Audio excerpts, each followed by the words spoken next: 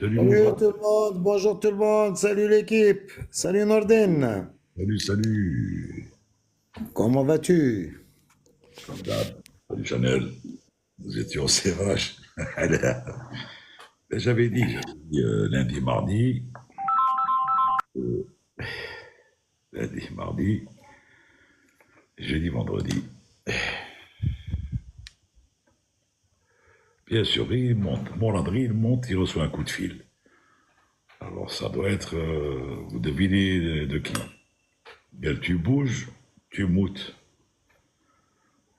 Parce qu'il est au SIMU. Alors, bon, il est à l'hôtel. Ça dit qu'il n'a rien. Ça veut dire qu'il doit avoir des remontrances quelque part.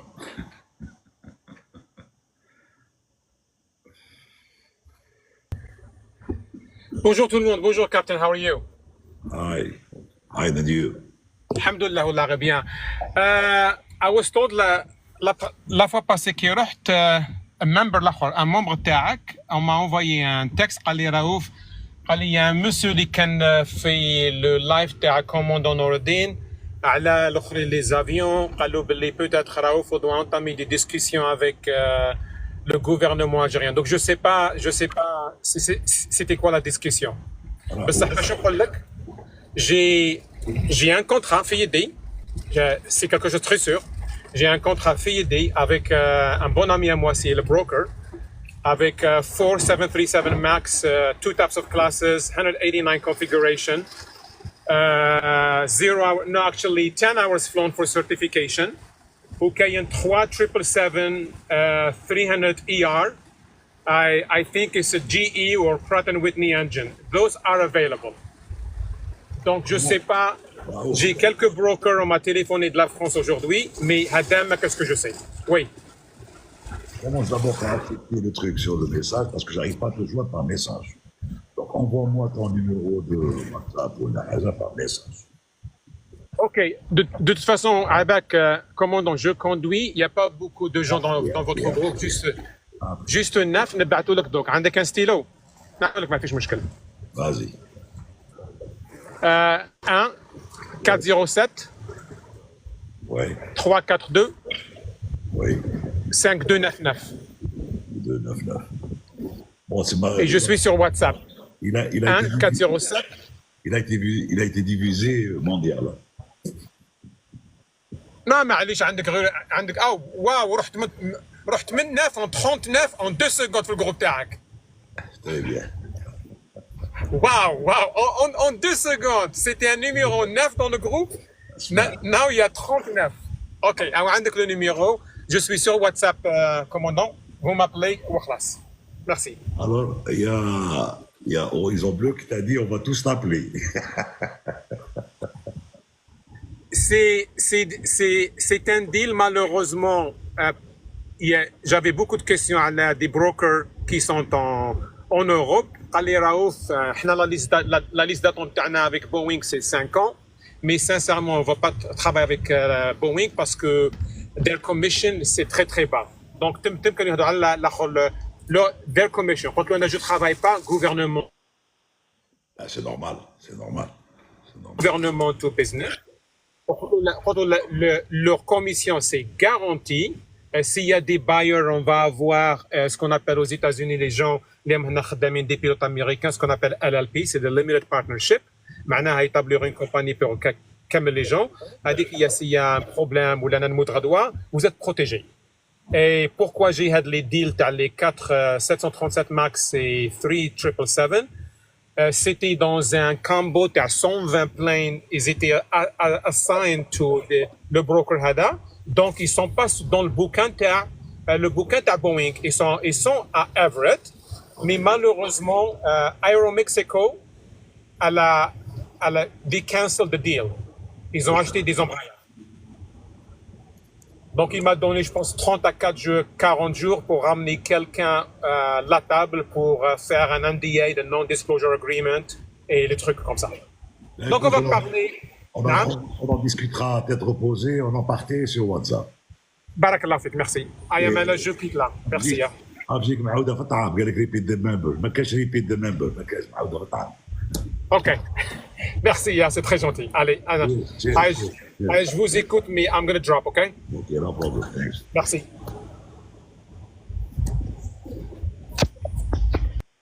Salut Mourad, JB. Salut les amis, comment ça va? Oh, tu as l'air de quelqu'un qui vient de se réveiller de la sieste. Hein. Non, non, pas du tout. J'ai regardé les Jeux Olympiques, voilà. Finalement, on en est à combien de médailles? Une pour l'instant.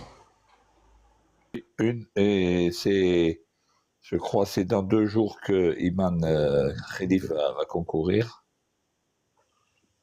Et comment il s'appelle, le 800 mètres? Je sais pas, non. Mademoiselle, le 800 mètres. Ah, Le ben, 800 mètres, on a le 110 mètres, il y en a un qui est en repêchage.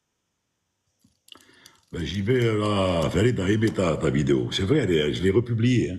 Je l'ai republiée, elle était... Mais tu l'as republié où? Justement, j'ai vu le message comme quoi tu avais republié, mais comment? Où est-ce que tu l'as republié? Elle passe sur le feed, sur TikTok. Elle passe sur le fil, sur TikTok, elle passe en boucle. Ah bon, c'est bizarre, parce que j'ai pas trouvé, enfin, Non, je tu suis vas pas la très trouver fort. parce que c'est la tienne. Donc Je elle suis va pas pas- très fortiche. Je suis pas très fortiche sur TikTok, hein. Mais normalement, ils te disent republier pour toi. Donc ça sortira dans le fil pour toi. En haut, il y a pour toi, il y a suivi. Donc normalement, elle sortira là-bas. Ah d'accord, je vais voir. Je verrai ça après, ouais, pas de problème. Alors, On va alors, faire d'autres sur les facteurs humains, je crois. Je vais voir, j'en ai d'autres à... non, c'était bien fait. Il y en a que je vais sonoriser. C'est-à-dire, c'est les premières que j'ai fait qui n'avaient pas de commentaires. Je vais les reprendre, je vais faire le commentaire. Ouais. Salut JB. Salut Morad, toujours aussi mu? J'ai terminé hier, ce matin plutôt. Rentre alors. Je suis rentré à Alger. Il a écourté la séance, il a été failé. Par hasard. Il te passe le bonjour, Norden. Merci. Asma, Il demande si une QT. Il y en a un qui demande si une QT 737 c'est aussi compliqué que la TPL. Ouais. C'est pas du tout pareil. Enfin, pour autant, le souvenir que j'en avais, c'est pas du tout pareil, mais on a besoin des connaissances de la TPL pour comprendre la QT. Voilà. Exact. Alors JB, aujourd'hui, il m'a fait, bon, c'est les mandatories. Alors, pas de moteur. Je laisse le copie me regarde comment donc Toga. Je lui dis pourquoi Toga? On décolle tout doucement, on monte. Trimé, j'ai mis l'autopilote. Il me regarde comment donc on nous a dit Toga. Toga, moi je monte comme ça. Ben, je vais regarder pour embêter un petit peu Azab. Je dis Azab, c'est pour t'embêter. Je vais te bouffer la séance, le temps de cliner l'appareil, de faire ça. On aura terminé l'heure. Elle a dit. On termine par position finale. Non, parce que voilà, c'est-à-dire ça dépend du poids en fait de l'avion, c'est vrai. En fonction du poids du 330. Ça, même un décollage à 230 ans, je lui ai fait la même chose. Il monte, c'est pas qu'il monte pas, mais il est effectivement plus aisé pour l'avion, le 330, quand il est en tout bas.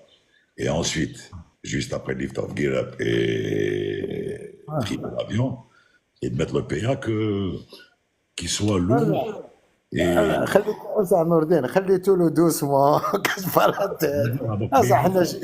il montera plus, il dépassera, si tu veux, le deuxième segment plus lentement. Plus lentement, voilà. Mais c'est ce que j'ai cherché, JB. Hein. Oui, JB, c'est ce que Oui, j'ai mais cherché. réglementairement, engine failure, go around thrust on remaining engines. C'est tout. Normalement, c'est Non, ça. non, oui, ben c'est ce qu'on a dit. C'est ce qu'on a dit. Non, non, j'ai pas mis le toga. J'ai laissé en flex monter. Tout Oui, normal, tout doucement. C'est ce que je te dis. Normalement, tu montes pas en flex. Non, Non, tu non, tu montes peux en monter. toga. Non, non, justement, JB. Airbus, tu peux monter. Airbus, tu Il peux peut te monter. dire Norden. Ah d'accord, ok, parce que normalement, réglementairement, le deuxième segment, il est toga, gear up, flaps take off. Voilà. JB, il efface le normal avec le. Ouais, il est calculé pour effacer les obstacles. Mais le problème est moi, c'est ce que je faisais systématiquement. C'est très simple. Même quand j'étais léger. Toga, tac, trim, Et Et Asa, Nordin, je l'ai embêté, on a rigolé un bon coup. قال لي الله عندك الحق قلت له اسمع un exercice ça me suffit انا دير لي 4 c'est trop. au décollage, La seule différence quand tu mets pas Toga, quand tu laisses flex, c'est ta marche par rapport à la VMCA. exact. Tu es plus à l'aise. Voilà. Tu es plus à Non, l'aise par mais rapport à la même VMCA. L'avion est JB, mieux contrôlable. Voilà. JB, même en VMC, en flex, il peut te dire Nordin, c'est un avion qui a des performances extraordinaires. Oui, parce qu'il a été calculé avec 60% de marge de sécurité dans son enveloppe. 60%, tu imagines? C'est énorme, 60% de marge. Voilà. Mais bon, Ah, JB, un jour que tu es à Paris, il faut que tu viennes au Simu, on va te faire un tour, ça serait bien. Avec plaisir, oui. Avec plaisir. Idir te demande si un nouveau pilote sur 330 peut-il faire Montréal et Pékin normal. Oui, quand il est pilote sur 330, même s'il est nouveau, alors, en fait, c'est la politique Air Algérie. Hein. Il va attendre à peu près 2-3 mois, à peu près, ou 4 mois, ou quelque chose comme ça, pour le mettre sur le long courrier. Voilà. Hagdak, et Montréal, c'est un an. Voilà, et Montréal, c'est un an. Ça va pour qu'il fasse les tops, le cours. Cours et tops, nanana. Et plus le Simu. Des simulateurs, une séance de simulateurs pour le faire. Mais en réalité, il n'y a aucun problème. Alors, il y a Kader Avji qui m'a montré, qui m'a envoyé une vidéo que je remercie au passage de l'avion de Tassili, le Q400. C'est impressionnant, hein? Alors, avec, oui, ben, il a eu le problème du pneu au décollage, qui a percuté l'hélice, qui a cassé le bout de l'hélice, laquelle a percuté l'hublot, qui l'a cassé en même temps. Ben, ils sont revenus à Élysée. C'était le décollage. En tout cas, chapeau, parce que c'est une combinaison de panne, donc avec un genre de partial gear up landing à l'atterrissage, one engine out, plus une panne de pressurisation. Bon, à cette altitude-là, il n'y a pas de problème. Et Mais un l'hélice severe cassée, damage, un dommage l'hélice sur la cassée. structure, franchement, c'est pas évident hein, comme panne. Hein, c'est vraiment pas évident. Hein. L'hélice cassée, JB, l'hélice cassée. L'hélice cassée, oui. Donc, automatiquement, un shutdown qui doit se faire immédiatement, parce que avec une hélice cassée comme ça, le moteur, il peut pas tenir. Hein. Exact. Je retire chapeau en tout cas, ils reviennent de loin et chapeau à l'équipe. Chapeau, oui, chapeau. Ouais. Alors, Farid Boisa pose la question. JB, changement brusque de centre de gravité pour une raison X. Eh bien, vous avez l'exemple du 747 cargo de Bagram en Irak, qui s'est écrasé après décollage parce que la cargaison était mal arrimée et le centre de gravité a reculé brutalement et l'avion est devenu totalement incontrôlable. Et avec un décrochage derrière et rien à faire pour s'en sortir. Et c'est pour ça que lorsque l'on fait aussi bien du cargo que lorsque l'on a les soutes remplies avec des containers ou quoi, le verrouillage des containers est hyper important, justement, parce que la crainte qu'il y a quand l'avion n'est pas complet, c'est qu'il y ait un mouvement de la cargaison, un mouvement vers l'arrière lors de la rotation au décollage qui peut être absolument dramatique. Alors il y a Mohamed qui dit Salam commandant, pourquoi les vols retour de Montréal se font la nuit? Merci. Alors il n'y a pas que les vols Montréal, tous les vols du continent américain se font de nuit le retour puisque le 30 Ouest doit être croisé vers 0h ou 1h TU, je ne me rappelle pas. Voilà. Alors le sens Europe, États-Unis, Montréal et l'Amérique du Sud se font à partir de 13h. On doit passer le 30 Ouest à partir de 19h, local, 18h TU, je veux dire, et le retour se fait de nuit. Voilà. Après, si on a le droit de le faire avant ce vol-là, mais ça sera des rendez-vous. Exactement. Une question, au décollage, combien l'avion doit être incliné? Bon, là, c'est pas l'inclinaison, parce que l'inclinaison, c'est latéral. Hein. Mais bon, je pense que vous voulez parler de l'assiette. L'assiette au décollage sur les avions, elle est de l'ordre de entre 15 et 20 degrés. Voilà, 15-20 degrés, c'est ce que l'on prend en général. Les avions pourraient prendre plus, mais vu la puissance des réacteurs maintenant et tout, mais on limite à 20 degrés pour des raisons de confort passager, de toute façon. Farid Vous êtes demande d'accord, les gars, du 330? une réponse. Oui, tout à fait d'accord. JB, Farid demande pratiquement la définition de la potence, puisque tu demandes potence en droit où l'air a une masse nulle, point de stagnation.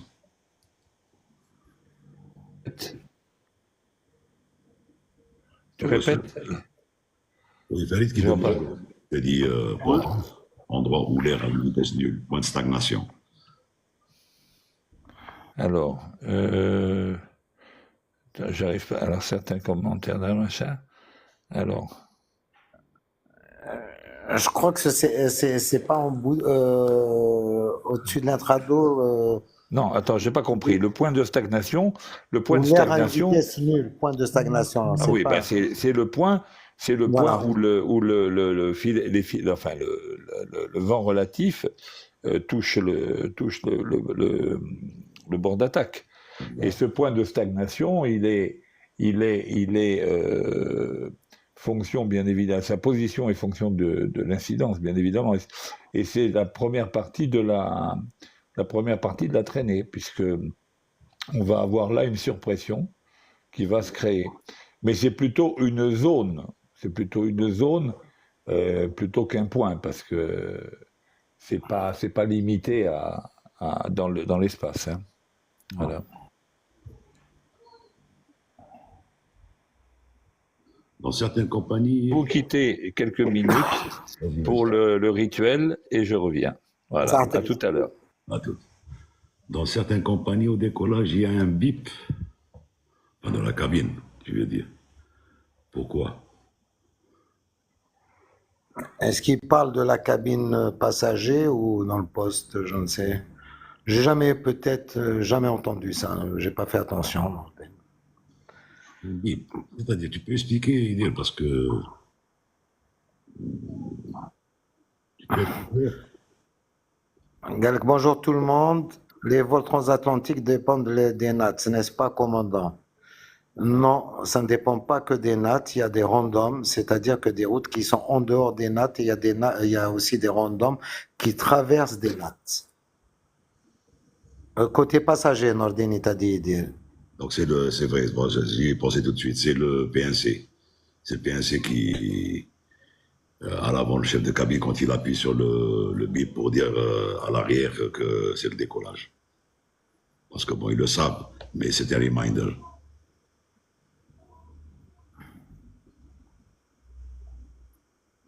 T'as compris, Idil? C'est un reminder pour dire aux PN de s'asseoir, que c'est le décollage. Ting, ting. Nordin, t'as vu la question d'Abdelkader? Galek, j'ai vu une vidéo sur Instagram qui montre l'humidité dans le cockpit. Pourquoi? C'est pas de l'humidité, c'est de l'air. C'est De l'air, voilà. c'est de la condensation d'air. C'est le conditioning qui fait ça. C'est comme si tu étais dans une chambre et que tu mettais le climatiseur terrain et que tu ouvrais une fenêtre.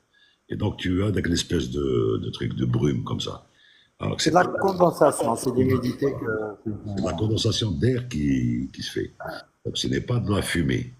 Ni elle est nocive, ni rien. C'est quelque chose, c'est des micros de gouttelettes en suspension. Donc ça ne sait pas. C'est respirable et tout. Donc c'est de l'air frais. C'est de l'air frais que tu vois.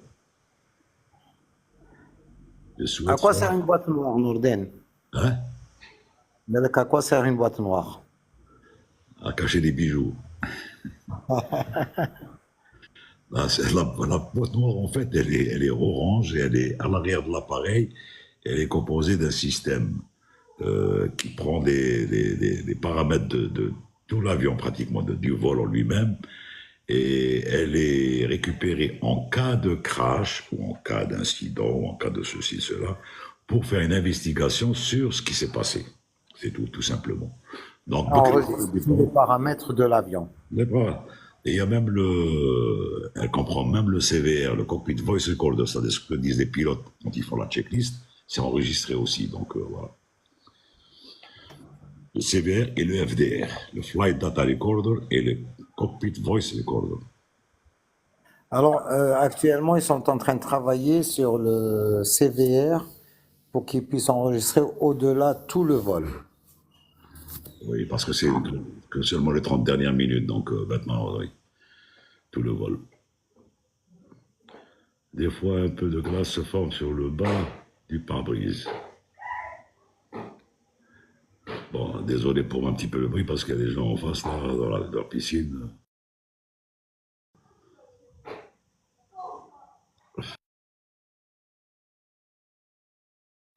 Je couperai là le micro de temps en temps pour ne pas déranger.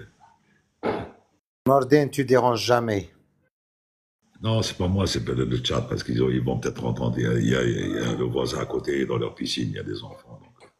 Bah, et on va pas les empêcher de s'amuser, hein. Toi, tu es autorisé, les autres, non.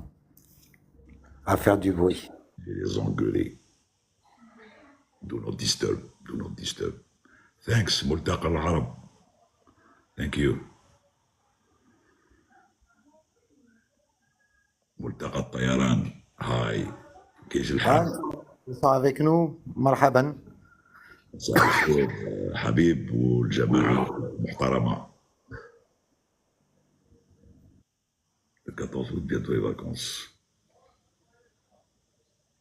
Salam wa rahmatullah. Kader, Nordin Kader, il te dit, Ben, le CVR est remis à jour à quelle fréquence? Il n'y a pas de mise à jour.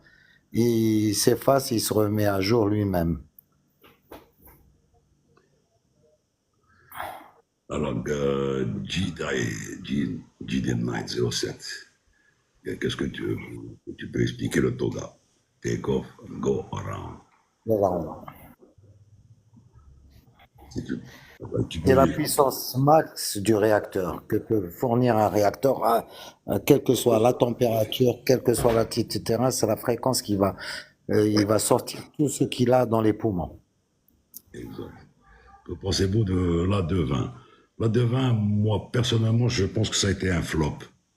C'est exactement ce qui s'est passé pour le B717 de Boeing, qui est sorti prématurément et qui n'a pas fait long feu.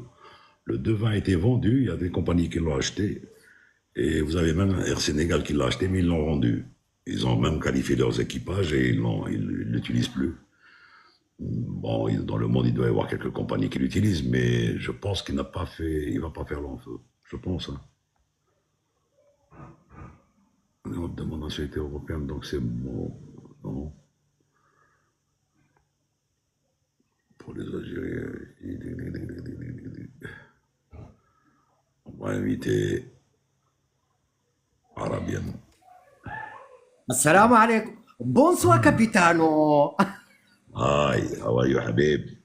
Fine, alhamdulillah, Captain. How are you? How is going on? How is everything? How is everyone? مراد Right. أهلا وسهلا كابتن كيف الحال؟ Alhamdulillah. الحمد لله. Sounds good, sounds good. How is everything with you? Everything Good? is good. الحمد لله. So I think Thanks more God. about Thanks God. وش جديد في الملتقى؟ ملتقى إن شاء الله بكرة عندنا بث بإذن الله. حياك كابتن. ايوه مش نكون في الموعد نكون في الموعد نكون في إن الموعد شاء الله. جديد في شفت انا شفت شويه الفيديوهات اللي أها. حقا شفت الميساج تاعك نتاع واتساب اللي تقول فيهم على الاسم ومن بصح انا عندكم في الواتساب عندك الاسم او البيكتشر وكل شنو كيف كابتن؟ ما سمعت. طلبت إيه الاسم نعم طلب إيه لأن we are doing website okay and of course you are a member of ملتقى طيران العرب and I want to put your picture all the members we want to put the picture and your name first name and last name that's it. But I think you have my picture and my name, my name. Yeah, but it's okay. Yeah, I have your picture, I have your photo, but I do, and of course I know your name, of course.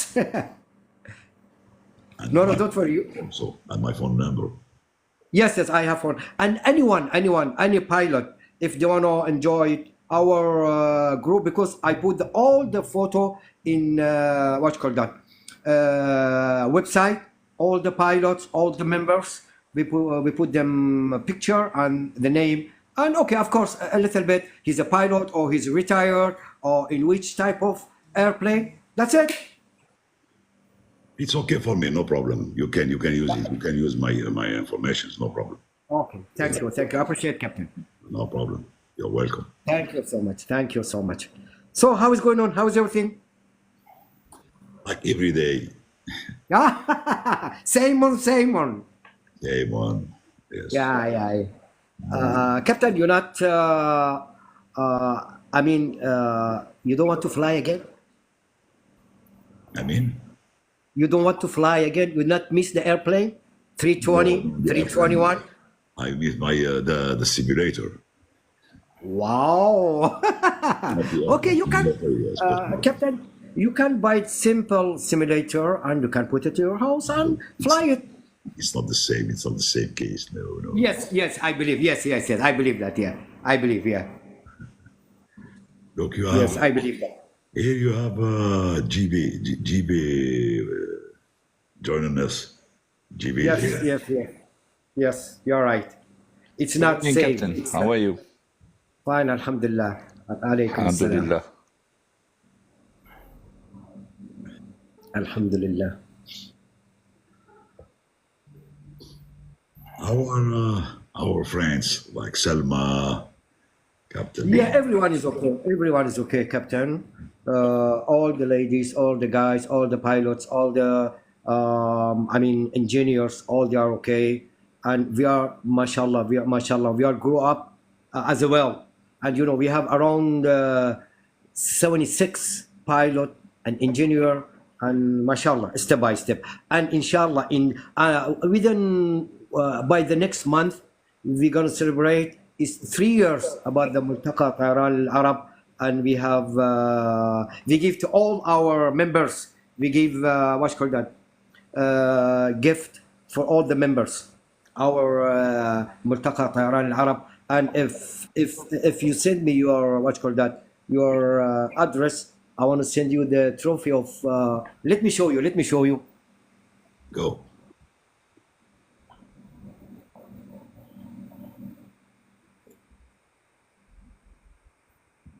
Let me open the what you call that the video. The cam. Yeah. Not this one. This one, Multaqa Tayran Al Arab. I want to send for you. This one, yeah, because you are a member. See, Captain. Yeah, I see. Nice. Yeah, I sent to Captain Ahmed Al Mansouri from Egypt, and I sent for so many pilots in Saudi Arabia, in Oman, in Qatar, in Bahrain, in Kuwait, in Morocco. I sent over, but you are the one. You should send me your address, okay, to send you this one, inshallah. And I have T-shirt, same this one. Yeah. See, okay. I will send it in Multaqa or your private. No, Multaqa, all for Multaqa. This is all for Multaqa. And I will send you my IBAN also. You can send me money. It's better. Sounds good. You are very, Captain. You are very clever. It's. I like it. Really, I like it. I like it. So that is all, and inshallah. So by the way, tomorrow we have our Multaqa, and by the next month we celebrate 3 years about Multaqa Tayran Al Arab Memorial. 3 years, and inshallah we have some guests from, and if you want to come, Look, please. I have now another proposition from the GD Knight 07. He said, Captain, you have a deep voice, mashallah. Why not narrate your stories? Make a ET channel. No, Captain, no. I don't want it. Yeah. So that's it. Sometimes my wife, she's coming, she's sitting beside me, and of course she's a doctor. She has PhD in special education, and she's general manager of the hospital. My wife from Qatar, from Doha. Sometimes, somehow, she's sitting beside me, and she knows everything, and she knows all of you, Captain Flan, Captain Daga, and she knows, of course, everything about the airplane, about the aircraft, the type of the airplane, 320, 321, 350, and Boeing, and all type of the airplane. Yeah, and I'm happy. And she was asking me when you are going to celebrate. It's 3 years now. I said by the next month. And she asked me, anybody's coming? I said, yeah, maybe. I invite some Captain from Egypt, of course, Captain. If you want to be with us, welcome. And inshallah, I will call you and we will manage if you want to come, because some pilots are coming, and the ticket and the hotel for 2 days they booked for you from the Arab Aviation. Inshallah, just I call you and I will talk to you, inshallah. If you want to come, welcome, please. Thank you, Habib. I let the chance for the guests to the chat. Yes, okay. Thank you, I appreciate it. Ils sont basés où, Norden? Ils sont basés où, le Multaka Al-Arab? Emirates, UAE. À Dubaï. À Dubaï. Yeah. Dubai. Yeah, we have, by the way, we have, okay, we have the person, والله كذاب ريان. What is that? والله حبيب كذاب مش طيار.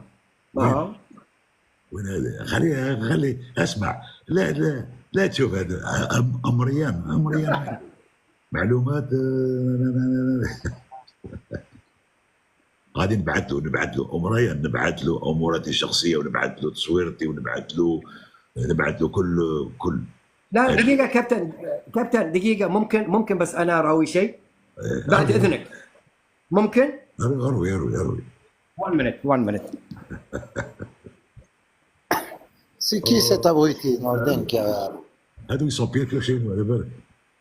الحمد لله رب العالمين، انا عندي كل شيء موجود قدامي، كل شيء. اسمع حبيب.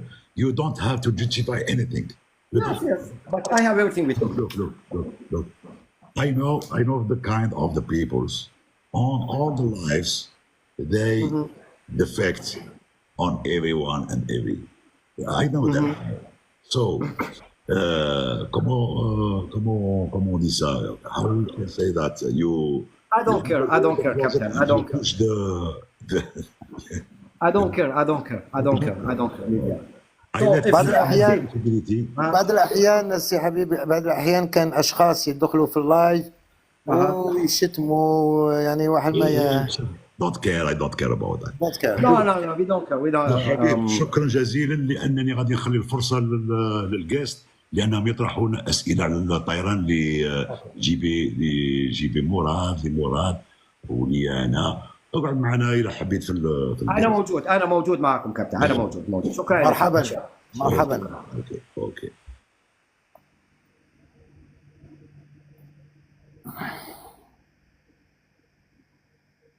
C'est comme chez nous, de toute façon, c'est pareil.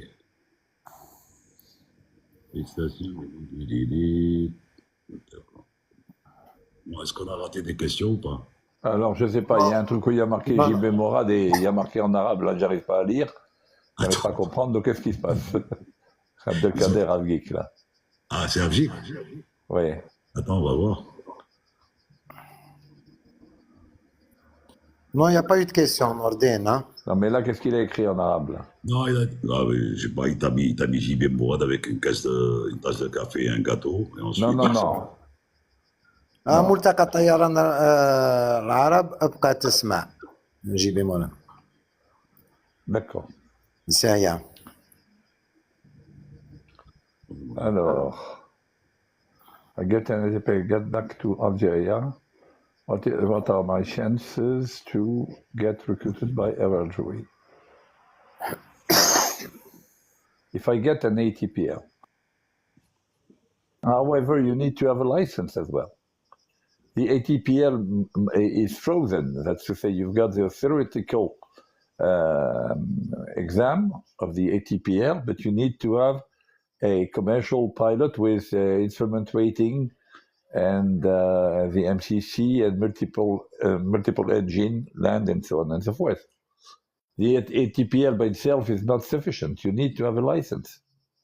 And then your license that you've got overseas will have to be converted into an Algerian license. You will have some flights to do and some tests in flight to go through.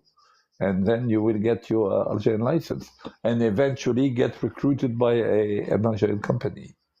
That's the way it works.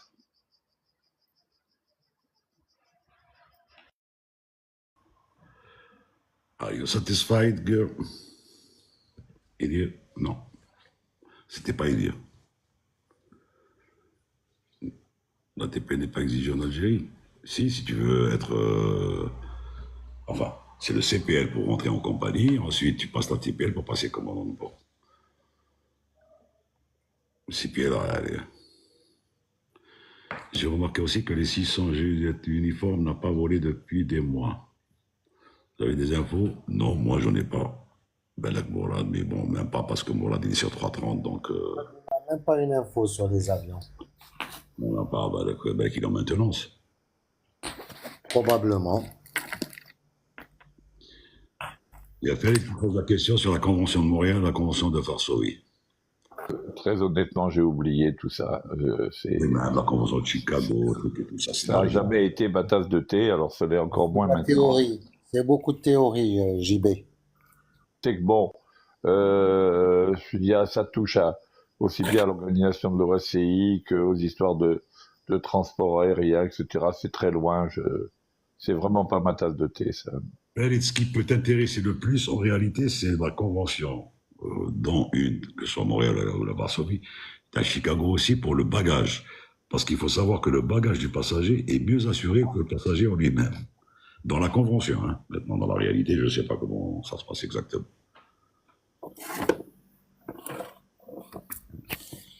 Moi, sur les 737-600, je connais aucune compagnie qui les opère. Il y en a... Si, Rides, si, pratiquement, ceux qui ont acheté des 37, juste avant que le 800 sorte, ils avaient acheté des 600, 500, 600, même 300. Après le 200, ils ont acheté le 300, le 400, le 600.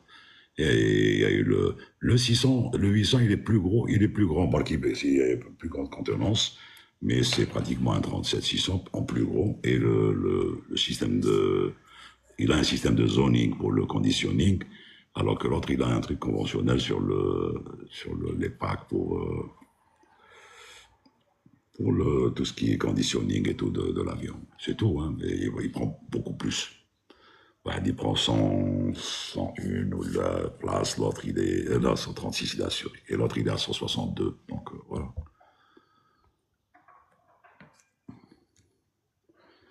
Salut Zakaria. Quel avion civil utilise des commandes de vol électrique sans assistance mécanique?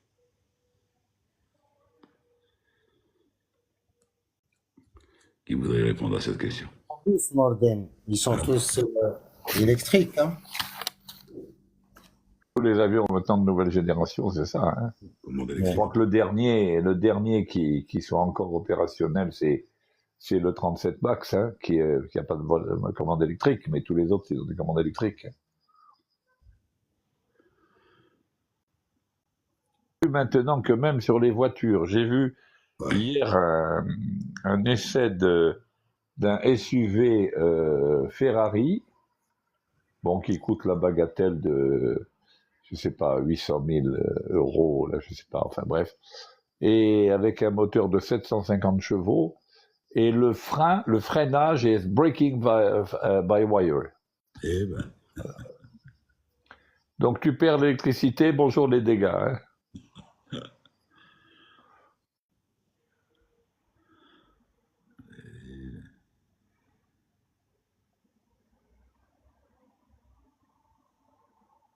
Allez. Je ne sais pas s'il y a des programmes de cadets pour les étudiants internationaux ou en France, vous voulez dire, ou bien parce que en Algérie, non. Hein. Depuis, allez, attends, depuis les années 80, pratiquement 84, 85, il n'y a plus de cadets à Alger, terminé. Plus de formation. Non, Ils ont il y a repris. quelqu'un. Farid Une Bouaza pose. formation moderne. Il y a eu une Oui, formation de cadets qui ont été formés à Oxford, les derniers, mais donc, à l'époque de Voltaire. si tu veux ça, c'était bien après. C'était dernièrement. Enfin, ça fait 3 ou 4 ans de ça. C'est ça. Ils ont repris donc 20 ans après, pratiquement. Voilà. Il y a Farid Bouaza qui dit la formation de pilote peut-elle se faire de façon ludique ou est-ce totalement exclue? Alors, pour être professionnel, pour être pilote professionnel, c'est pas de manière ludique. Par contre, ce qui peut être de manière ludique, c'est l'initiation. C'est-à-dire la phase quand on passe par l'aéroclub, pilote privé, oui, ça peut être ludique. C'est un moyen, même c'est un très bon moyen de tester les capacités de quelqu'un à devenir pilote professionnel par la suite. Nous avons tous fait, là, les 3 qui sommes là, qui sommes sur le live actuellement, nous avons tous commencé par les aéroclubs. Ça nous a permis justement de rentrer en contact avec l'aviation, de commencer à piloter, et surtout d'évaluer, enfin, nos instructeurs ont évalué chez nous la capacité que nous avions de progresser et pour devenir des pilotes professionnels. Donc, mais la formation ludique ne vous amènera pas à piloter un avion de ligne, hein, ça c'est clair. Voilà. Mais elle vous permettra de voir si vous êtes capable de le faire. Car je rappelle encore une fois, je l'ai dit plusieurs fois, piloter requiert des compétences psychomotrices que tout le monde n'a pas. Ça ne fait pas des pilotes des gens plus intelligents que les autres, pas du tout. C'est juste que les pilotes ont des compétences psychomotrices pour se déplacer en 3 dimensions que beaucoup de personnes n'ont pas. Voilà, c'est tout. Et cette aptitude psychomotrice, il est bien de la déceler ou bien de confirmer son absence ou sa présence avant de s'engager dans des études longues et coûteuses. Voilà. Exact. Spahi. Donc, quelqu'un nécessite, par exemple, de commandant de bord. Dans le cas où le commandant de bord qui est en fonction ce jour-là doit être checké par un autre commandant de bord pour être lâché et qu'il n'y ait pas une 3e personne, ce qu'on appelle un safety. Donc, le 2e commandant de bord instructeur, il va se mettre à droite. Et le commandant qui est en instruction ou bien en lâché commandant de bord, eh bien, il sera à sa place, c'est-à-dire à gauche. Voilà. Alors, moi, je voudrais rajouter un truc qui est très, très important de mon point de vue.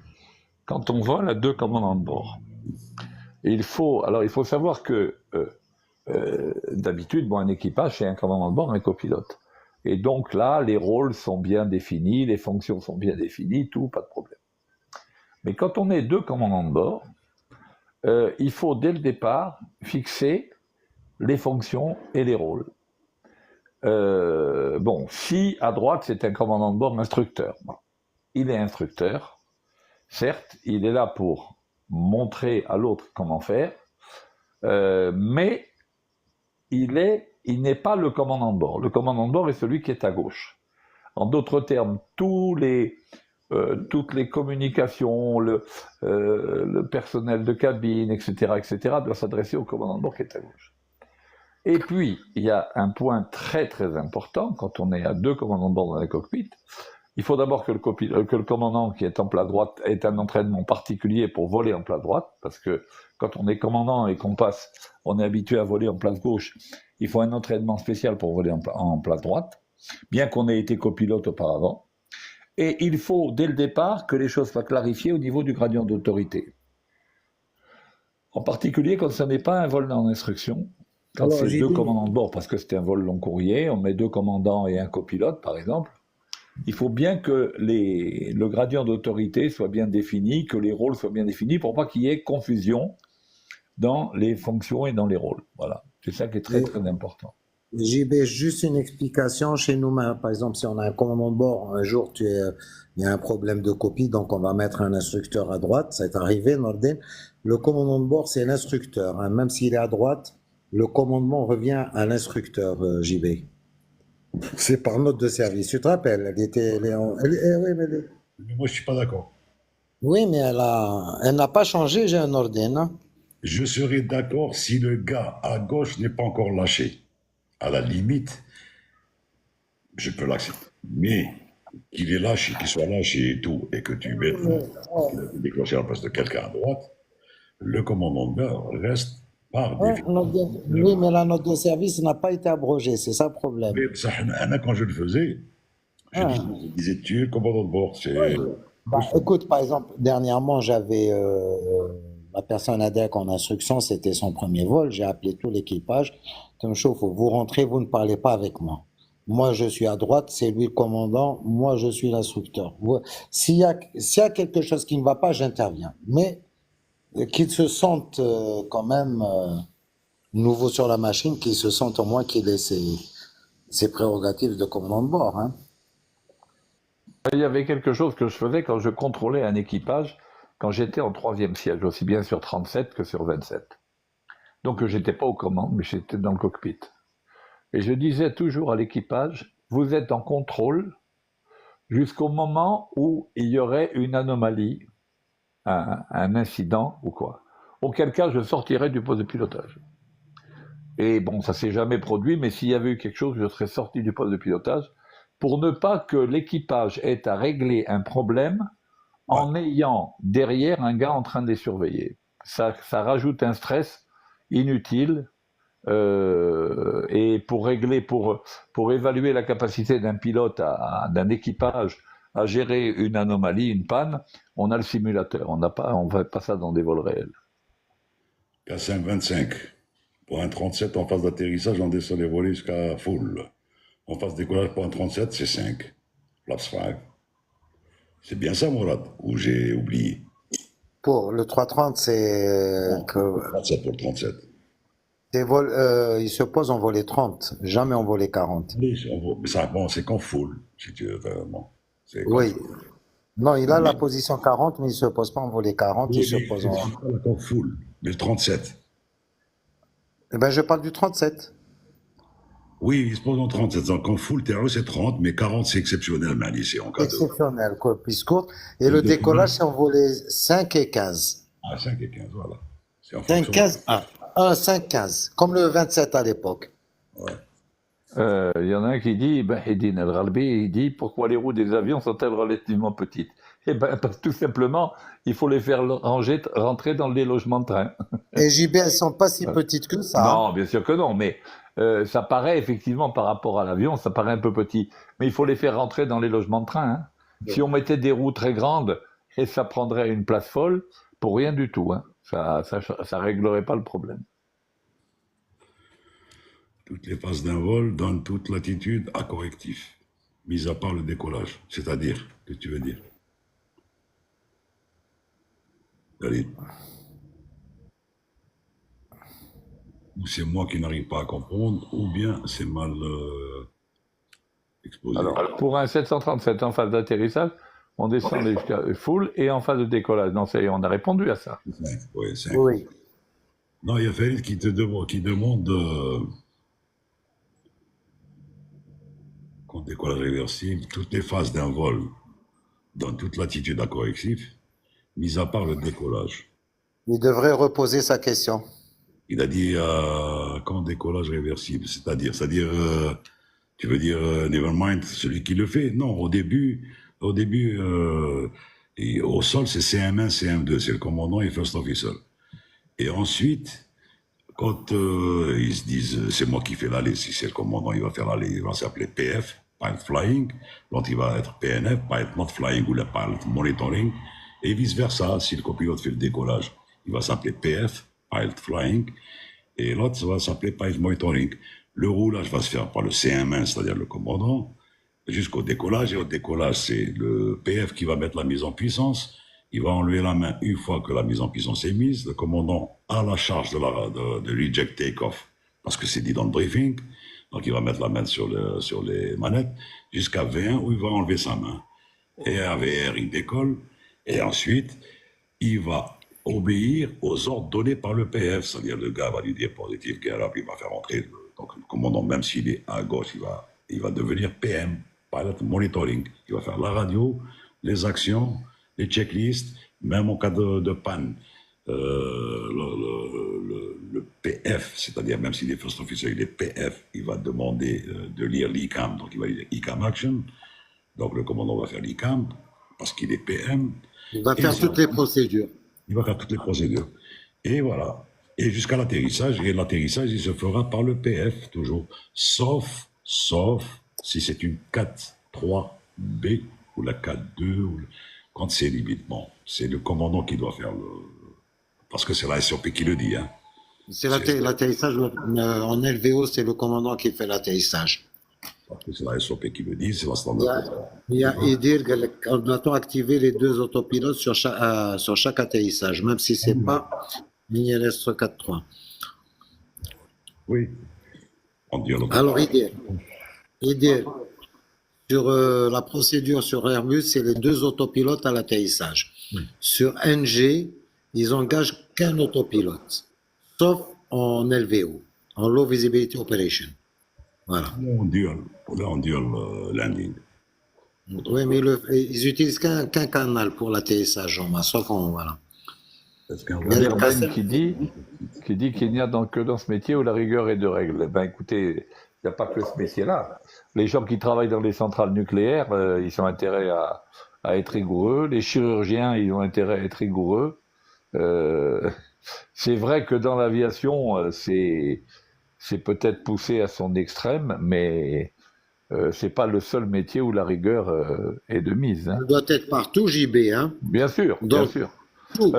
Moi, j'ai vu, quand on subit une opération, j'en ai parlé souvent avec les chirurgiens, et ils ont une checklist, ils ont un matériel qu'ils préparent pour l'opération, ils font un briefing, au fur et à mesure de l'opération, avant même l'opération, ils ont déjà défini des plans A, des plans B, voire des plans C, etc., etc. Non, il n'y a pas de... on n'est pas le seul métier.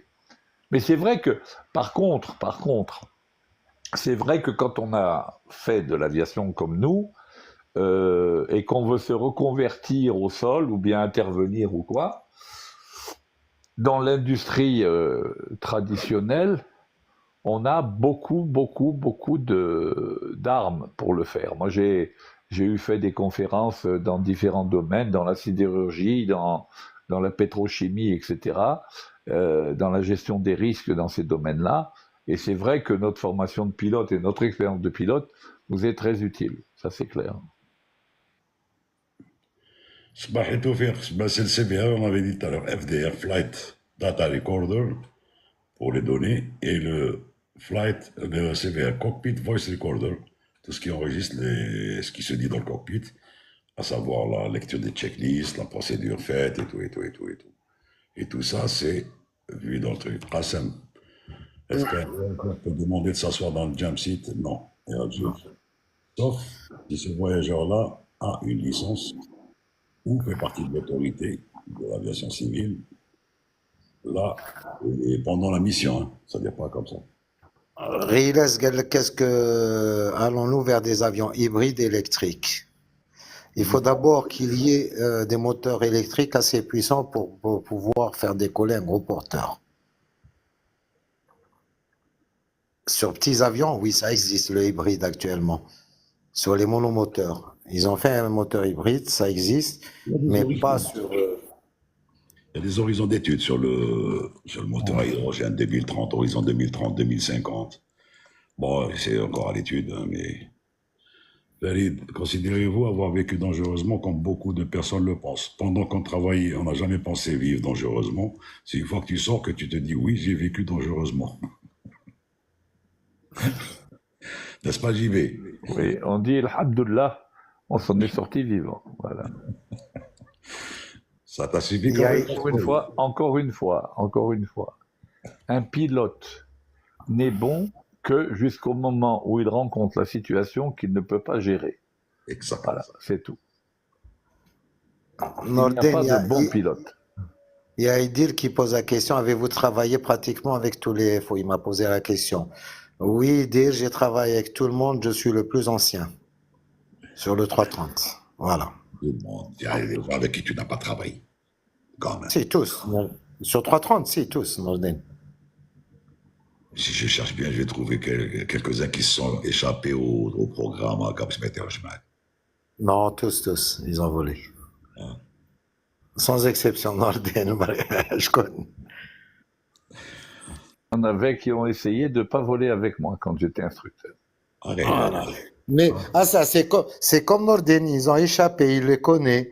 Après, quand ils nous ont eu, ils s'arrangeaient pour ne pas voler. Oui, mais ils ont fait des vols. Qu'est-ce qui fait qu'en fonction le danger est invisible? Non, c'est pas que le danger est invisible, c'est que tu es tellement occupé à résoudre le problème quand ils arrivent que tu ne penses même pas que c'est un danger parce que tu es déjà formé pour faire les. Quand tu es formé pour, tu as fait formation pour ça. Donc pour toi, ça devient dans ton sang, c'est un truc qui fait partie de toi et donc tu vas reproduire, exécuter tout ce que tu as appris à l'instant T. Mais je te dis qu'une fois que tu sors, alors peut-être que tu commences à réfléchir et tu dis, ah oui, tel jour, heureusement que j'ai fait comme ça, parce que sinon, si j'avais pas fait comme ça, c'est avec du recul que tu commences à penser. Sur le coup, tu vas faire ton travail. Et c'est pour ça que ça te paraît pas. Même si c'est dangereux, de toute façon, même quand tu sors de chez toi, c'est dangereux. Tu sors de chez toi, pas une inadvertance, tu traverses, tu n'as pas vu que le feu était pour les piétons, et ben tu te fais ramasser par les voitures. Donc c'est dangereux. Mais c'est pas pour ça que tu ne dois pas sortir de chez toi.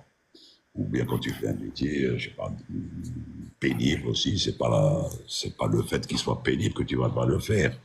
C'est une fois que tu l'as fait que tu te dis, oh, heureusement que je l'ai fait comme ça, suivant les normes, sinon je m'aurais raté, ou là je me serais raté, ou là, quelque chose comme ça.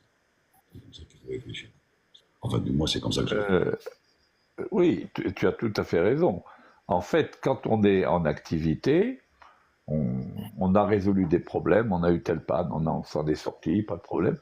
Et puis après, quand on s'arrête, on se dit, tiens, tu te rends compte ce jour-là, si ça manquait pas, on n'était pas loin d'avoir un vrai problème. On aurait pu, s'il y avait eu ça en plus ou quoi qu'est-ce, parce que il y a des fois, il faut le reconnaître, il nous est arrivé de prendre des décisions opérationnelles qui n'étaient pas forcément les meilleures.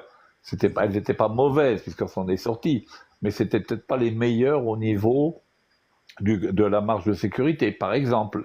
Parce que des fois, on est des humains, hein. On prend des décisions en fonction de paramètres qui sont peut-être pas forcément les paramètres les plus importants. Ouais. Mais de toute façon, JB, l'erreur est humaine et source de problème, hein. C'est pour ça que j'insiste là-dessus, et on est tout à fait convaincus tous les trois.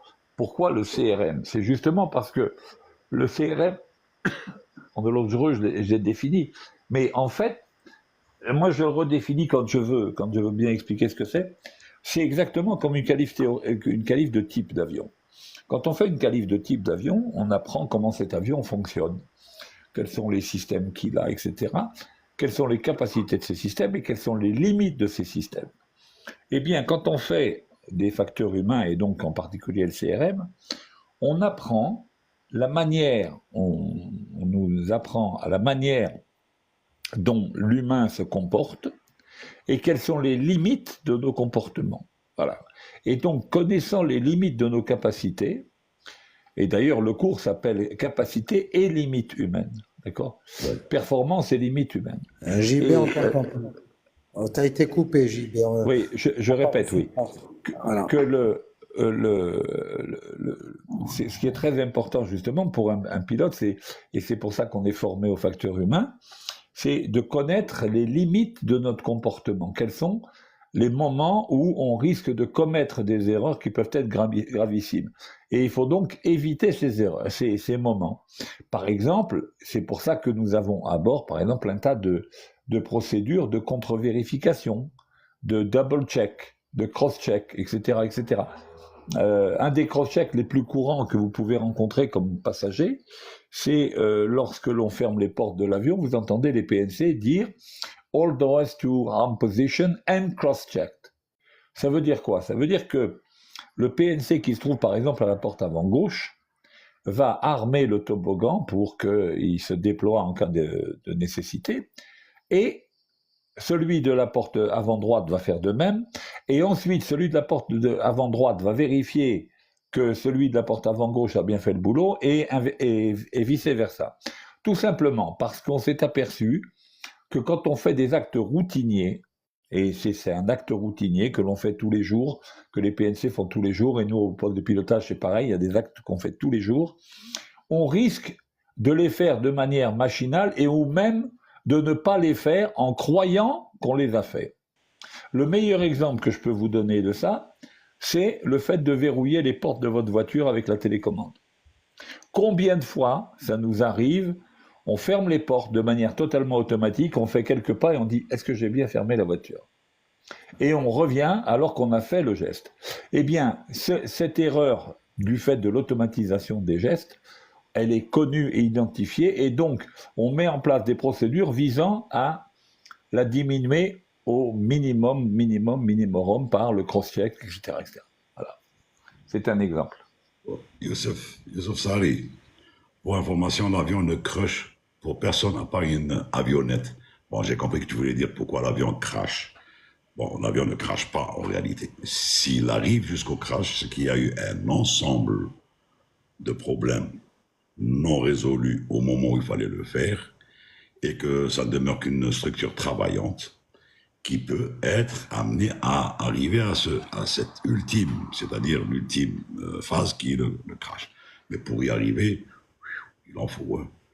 Et il faut vraiment que le travail ne soit pas fait, que beaucoup de choses ne soient pas faites, que beaucoup d'éléments. Donc voilà,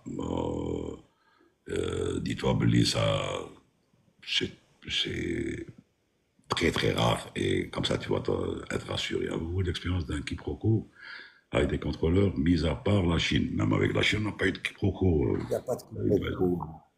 Il y a une répétition de clairance, c'est tout, mais il n'y a pas de quiproquo. Il peut y avoir des petits, peut-être pas des quiproquos, c'est des petits accrochages entre une clairance donnée qui ne plaît pas trop au pilote et que, par exemple, un avion qui va avoir un contrôleur qui fait passer un avion avant un autre et que la Rolerie s'estimait plus proche qu'eux, et donc peut-être qu'il y a un échange.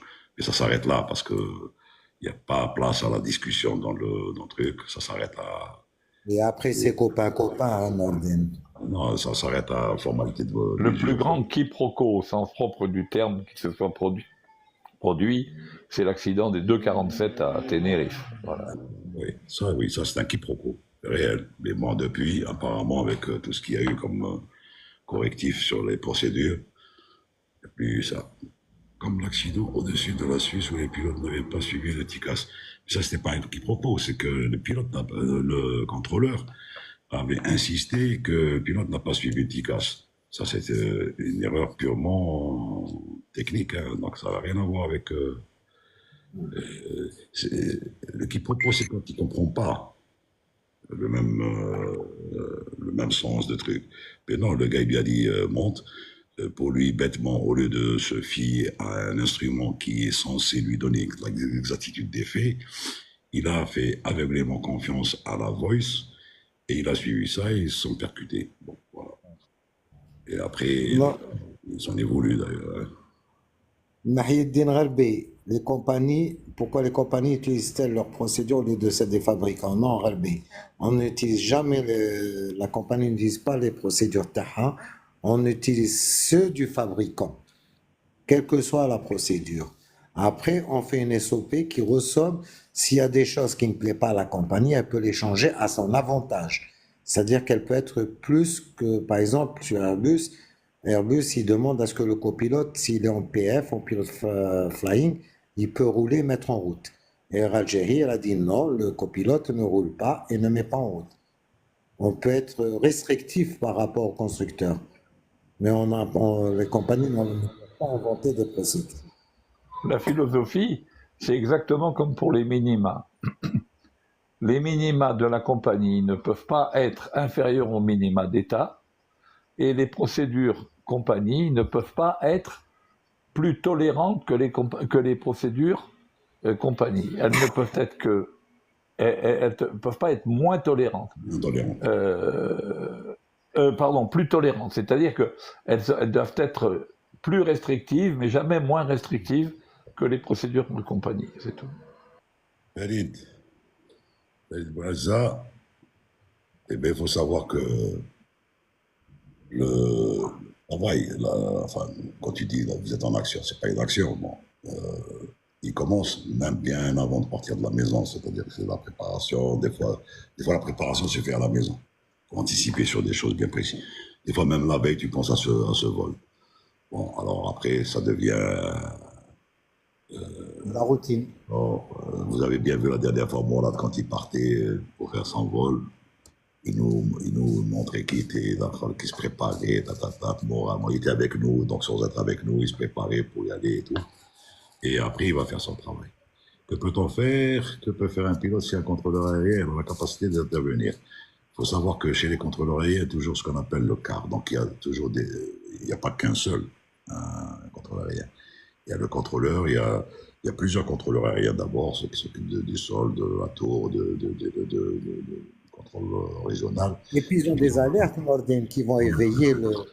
Et il y a même le chef de cas, il y a même une alerte qui est en repos dans le cas où le gars, par exemple, si jamais il fait une crise cardiaque ou là il fait Mais même s'il y a un problème, Nordin, s'il y a un problème, les ordinateurs se déclenchent, hein, qu'ils avertissent pour que les autres puissent intervenir. Exact.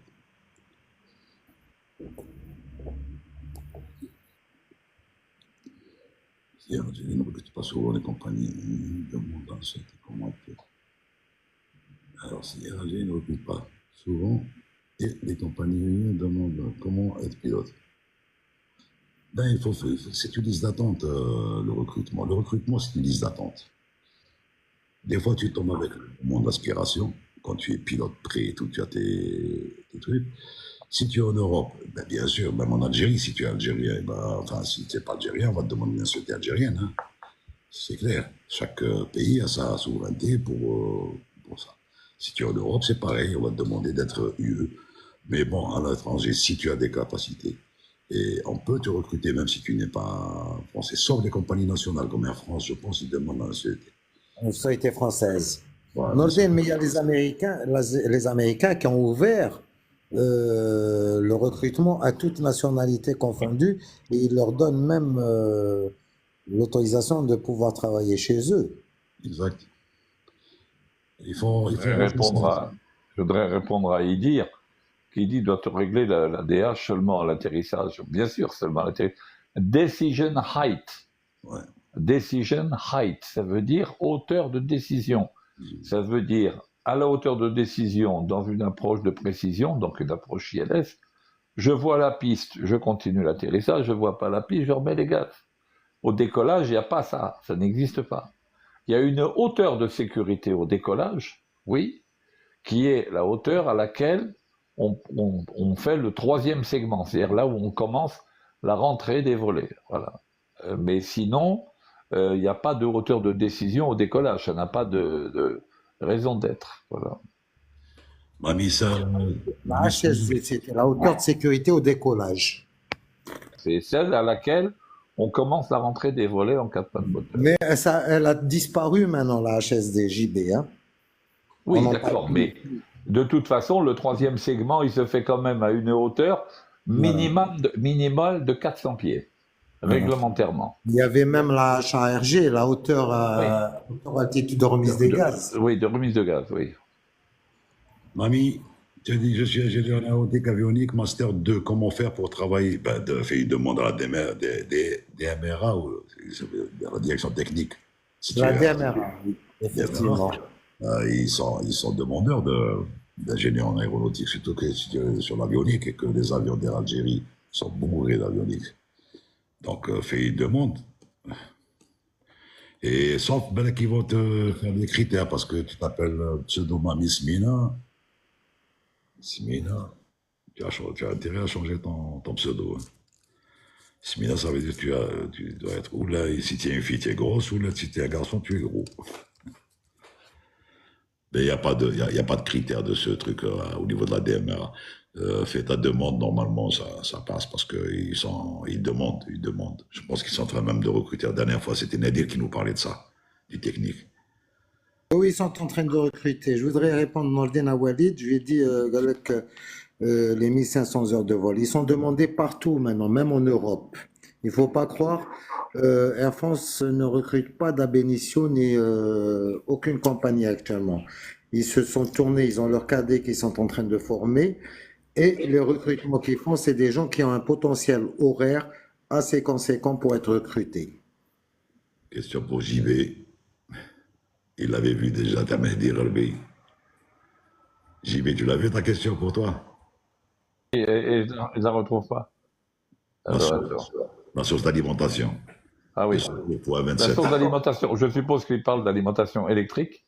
Eh bien, comme l'APU sur le 727 n'était pas utilisable en vol, la seule source d'alimentation au secours, c'était la batterie et au travers des statiques inverters, où on avait du courant continu et du courant alternatif pendant le temps où la batterie tenait. Elle était supposée tenir 30 minutes. Voilà. Knowledge. Mais Knowledge pas Wilson. d'APU, pas de rate, rien. Knowledge Wilson. Arrête de répéter la question parce que. Arrête de répéter ce que tu es en train de dire parce que le TikTok ne supporte pas quand il y a plus ou trois plus parce qu'il signale le live. Il pense qu'il y a un problème. L'algorithme va détecter un problème. Si tu continues à poser la même question, enfin, à dire ce que tu es en train de dire, c'est-à-dire des âneries, je vais te bloquer, c'est tout. Bien sûr. Nordin, bloque-le carrément. Ouais, ça va se faire, ça va. J'aime pas trop bloquer les gens, mais bon.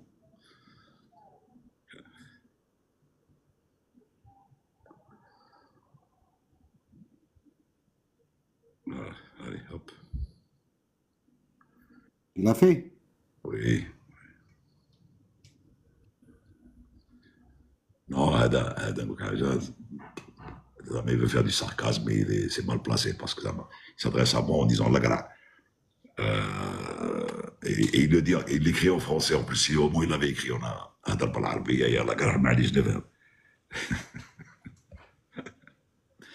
هضروا, il nous parle à tous. هضروا عربية يا la gra. Amin, les avions high-fly font partie d'Air Algérie si tu veux, sur le plan commercial, mais ils n'appartiennent pas à Air Algérie. Ils font les vols pour Air Algérie, sous les couleurs d'Air Algérie et numéro de vol d'Air Algérie.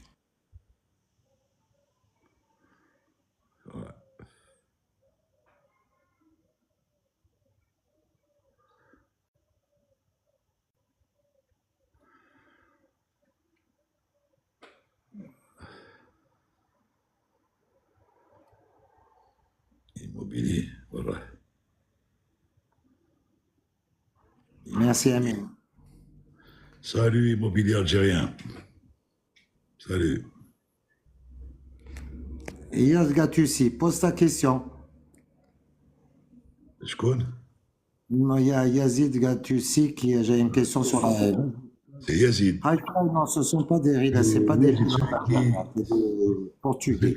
C'est celui qui est au Canada qui fait des autres. Yazid, vas-y, pose ta question. Si tu veux monter, pose ta question. Highfly, non, ce ne sont pas des pilotes algériens. C'est un avion qui a été loué en ACMI, en ACMI, Aircraft Crew Insurance and Maintenance.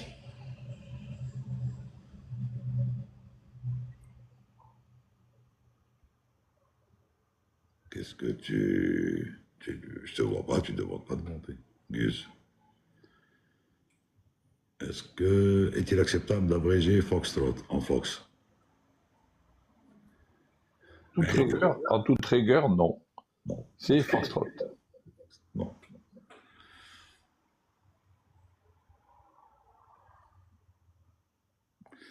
C'est comme les chiffres, c'est comme le truc, bon, c'est comme les trucs en anglais aussi. C'est-à-dire quand c'est mis, tout le monde s'entend sur un certain protocole, donc tout le monde le suit et tout le monde va le comprendre. Comment voyez-vous le développement d'Air Algérie à moyen terme? Moi, je ne peux pas répondre à cette question. Je pense que c'est une compagnie qui est en train de se développer puisqu'elle est en train d'acheter des avions et qu'elle est en pleine expansion. J'espère qu'elle aille pas seulement à moyen terme, j'espère qu'elle le fera même à long terme. C'est une compagnie qui nous a eu pratiquement, enfin, on a évolué dans cette compagnie, moi je lui souhaite que du bien. Alors, si faire la différence qu'il y a entre le nose wheel steering et le palonnier, ben, c'est tout simplement que le nose wheel steering, c'est un petit volant, un petit volant que nous avons dans le cockpit qui nous permet de faire tourner le train avant à des valeurs très très importantes, jusque 80 degrés ou quoi au caisse, c'est-à-dire de faire tourner l'avion quasiment sur place. et que quand on fait tourner le train avant avec le nose wheel steering, ça n'a aucun effet sur la gouverne de direction, d'accord? Mais par contre, les palonniers, quand on actionne les palonniers, quand le train est sorti en tout cas, et qu'on est au sol, quand on actionne le palonnier, on fait tourner la gouverne de direction et on fait tourner la roulette de nez, mais d'un angle beaucoup plus petit que le nose wheel steering. Ce qui nous permet pendant le décollage de contrôler l'axe de l'avion avec les palonniers et non pas avec le nose wheel steering qui serait trop sensible et qui risquerait de provoquer des accidents. Et donc, pendant le décollage et l'atterrissage, on contrôle l'axe de l'avion, la tenue de l'avion sur l'axe par les palonniers essentiellement. Donc à ce moment-là, on agit sur la roulette de nez et la gouverne de direction en même temps. Voilà. Alors, Mamie Spina, je suis la grand-mère de ma petite fille, major de promo. Ben justement, Mamie Spina, si tu es la grand-mère, conseille-lui à ta petite fille d'écrire à la DMRA, la direction de la maintenance d'Al-Baïda, ou bien directement la direction générale d'Air Algérie, Babzoa, et qu'elle envoie son CV, sa photo, son CV détaillé, et puisqu'elle a été major de promo, je pense qu'ils vont la prendre. Hein. Et ils sont en train de recruter. Je pense qu'il y a Nadir dans les parages. Nadir, je l'ai vu dans les parages, mais là, qui pourra lui dire. Il était là, oui. Nordin, je te confirme qu'il recrute la DMRA. Il faut qu'elle voie avec la DMRA. Ou bien faire envoyer son CV par à la DRH, Air Algérie. Voilà, c'est ce que j'ai dit. Il y a un grand potentiel. Alors, Abdelkader, il a posé une question à JB. Il y a un bouton sur la roue pour déconnecter le palonnier et la roue avant. Alors, cette histoire de bouton, elle est que sur les Airbus pour désolidariser la roue, le palonnier de la roue quand on fait les essais palonniers au sol. T'es d'accord, Nordin? Ouais. Il est là, Nadir, hein, il est là. Oui, je l'ai vu. Donc, bon, on va monter lui dire, Madame Pina, attends, combien ça coûte le leasing? J'ai aucune idée, mais je pense, bon, de toute façon, le leasing, il est fait sur la base de 240 heures par mois. Plus, donc ça sera payé plus, moins, c'est un deal entre les compagnies et Alors, à ce qui paraît, Nordin, je l'ai su dernièrement au CMU, c'est 300 heures hein, avec ce qui... dans 300 heures. Mohamed Oudha, ou la Ouda, je ne me souviens pas, je ne vois pas très bien. Pouvez-vous m'expliquer le roulis hollandais? Oui, je peux vous l'expliquer. Est-ce que tout le monde est d'accord pour que j'explique le roulis hollandais? Vas-y, voilà. D'accord. Alors, le roulis hollandais est un mouvement que l'avion prend lorsqu'il a les caractéristiques suivantes. Une grande stabilité latérale, donc une grande stabilité en roulis, c'est-à-dire que l'avion, quand il est incliné, il a une forte tendance à revenir à inclinaison nulle, et une relativement faible stabilité directionnelle, c'est-à-dire que l'avion, quand on fait tourner son nez à droite ou à gauche, il n'a pas une grande tendance à revenir au cap initial. Donc, que se passe-t-il? On a donc une grande stabilité latérale en roulis et une stabilité directionnelle qui est faible. Donc, que se passe-t-il? Quand on incline l'avion, automatiquement, l'avion, quand il est incliné, il va avoir tendance à revenir, mais en même temps qu'il va avoir tendance à revenir, il va avoir tendance à tourner. Donc, quand il va tourner, comme cet avion a une stabilité de route, une stabilité directionnelle qui est faible, qu'est-ce qui va se produire? Mais admettons qu'on commence par donner un coup de palonnier à droite, donc l'avion va tourner vers la droite, il va s'incliner à droite, mais comme il va s'incliner à droite et qu'il est très stable, tout de suite, il va revenir, il va avoir tendance très fortement à revenir et se pencher à gauche, donc annuler l'inclinaison à droite. Mais ce faisant, quand il va incliner de l'autre côté, il va générer un lacet de l'autre côté. Ce lacet, comme la stabilité directionnelle de l'avion est faible, il ne va pas être capable de le rattraper tout de suite. Donc, il va être en train de continuer de tourner, mais en même temps, la stabilité latérale va le ramener. Donc, qu'est-ce qui va se produire? Il va se produire que l'avion va être pris dans un mouvement de latéral où il va passer de l'aile droite à l'aile gauche et en même temps, le nez va partir à gauche, à droite, à gauche, à droite. Et ce mouvement va aller en s'amplifiant. C'est un mouvement qui est horriblement dangereux parce que quand on rentre en roulis hollandais ou roulis induit, la cellule travaille énormément et en particulier la dérive. D'accord ? Et donc sortir du roulis hollandais est extrêmement important de le faire au plus vite. Et c'est pour ça qu'on a des yaw dampers. On a des yaw dampers sur les avions parce que le fait d'avoir des ailes en flèche augmente la stabilité latérale. Donc tous les avions de ligne qui ont les ailes en flèche et qui ont un dièdre positif ont une grande stabilité latérale. Et il faut qu'ils aient en même temps une grande stabilité de route. Et la stabilité de route, pour l'obtenir, soit on a une dérive énorme, soit on a un yaw damper. Des yaw dampers qui vont faire en sorte d'augmenter la stabilité de route. Et donc, c'est... D'ailleurs, sur 727, quand on faisait l'essai du Dutch Roll, on était obligé de couper les yaw dampers. On coupait les yaw dampers et à ce moment-là, on pouvait rentrer en Dutch Roll. Mais on le faisait que très peu parce que la cellule était beaucoup trop sollicitée. Voilà. JB, alors maintenant, si un avion rentre dans un Dutch roll, il ne s'en sort pas, c'est la gouverne qui s'arrache. D'ailleurs, le fameux crash de New York, Kennedy, l'Airbus 10, c'était un roulis hollandais. La gouverne de direction s'est arrachée. Pourquoi? Parce que il n'avait pas appris au pilote qu'en décollant, il fallait mettre les pieds au plancher. Il avait abusé sur les palonniers et ça s'est amplifié.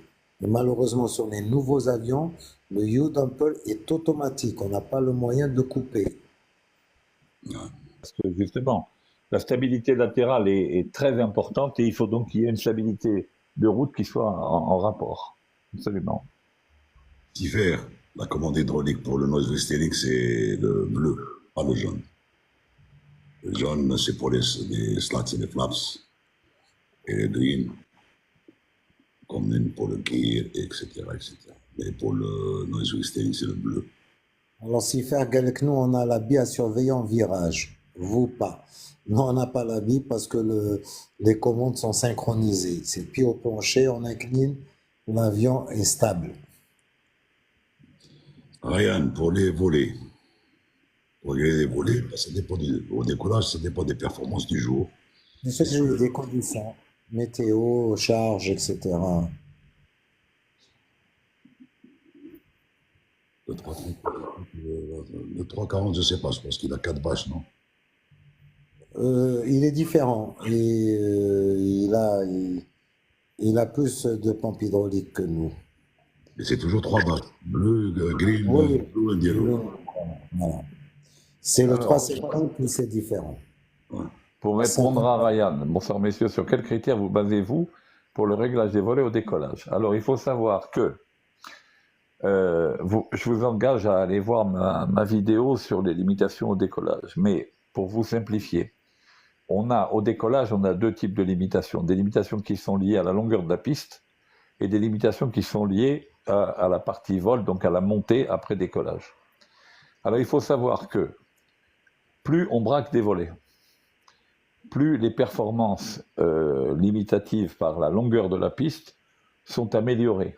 On peut prendre de plus en plus de masse en augmentant le braquage de volets au décollage. On est moins limité par la longueur de la piste.